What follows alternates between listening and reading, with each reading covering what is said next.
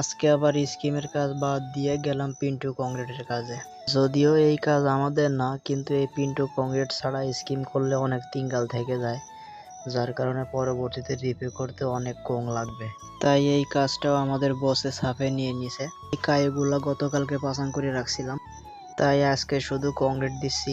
যদিও এই কাজ একা একা করা সম্ভব না, কিন্তু লোক নাই, তার কারণে আমি একা একাই করতেছি আজকে। এই পিন্টু আগে কোনোদিনও কংক্রিট করি নাই, যার কারণে বুঝতে পারি নাই যে এটা একা একা করা সম্ভব না।